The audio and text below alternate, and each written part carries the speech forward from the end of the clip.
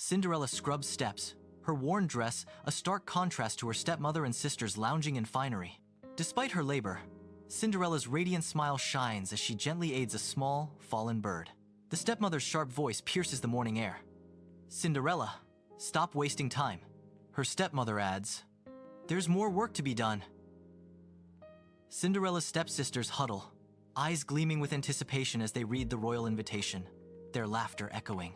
Cinderella watches from the shadows, her face a canvas of longing and resignation.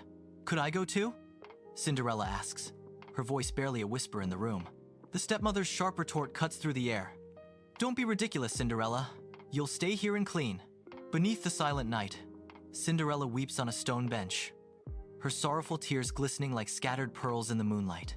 Suddenly, a burst of gentle sparkling light illuminates the garden, chasing away the shadows and whispering hope. Before Cinderella materializes a fairy godmother, her eyes twinkling with an ethereal kindness, a beacon of magic. "Cinderella, you shall go to the ball," the fairy godmother declares, her voice a melodious promise in the stillness. Under the moonlit sky, the fairy godmother's wand dances, and a plump pumpkin begins its magical shift into a gleaming carriage. Scurrying mice undergo a dazzling transformation, their tiny forms growing into elegant horses ready to whisk Cinderella away. A quick darting lizard transforms into a pompous footman, his scales replaced by a smart, dignified uniform.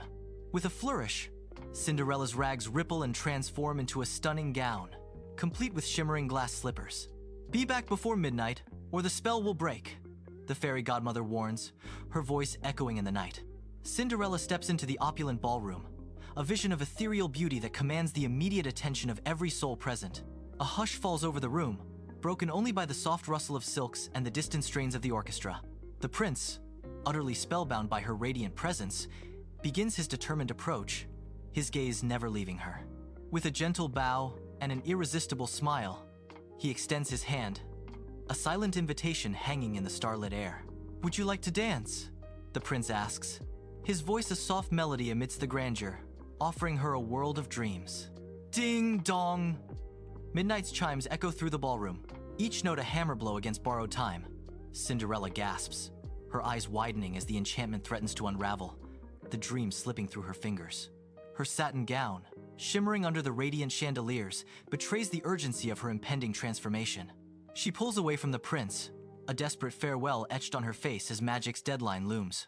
"I must go," she cries, the words a painful release as she flees the fairy tale, her destiny calling. Cinderella flees down the grand palace steps, a desperate whirlwind of silk and fear in the moonlit night. A delicate glass slipper slips from her foot, a sparkling echo of a dream now fading fast. She dares not pause, her heart pounding against the confines of her transformed gown. The prince watches, stunned, as she vanishes into the darkness, leaving behind only a whisper of magic. He clutches the glass slipper, a fragile emblem of a love found and lost in a single enchanted evening. The palace looms behind him, silent and imposing as he stares into the night, hope and despair intertwined. The prince arrives, the glass slipper gleaming on a velvet cushion. The stepsisters, in gaudy dresses, struggle to fit into the slipper. Cinderella watches, then raises her head, a quiet resolve in her eyes. With gentle determination, Cinderella asks, "May I try?" Cinderella and the prince smiled at each other. They were married at the palace, and Cinderella lived happily with love, joy, and kindness.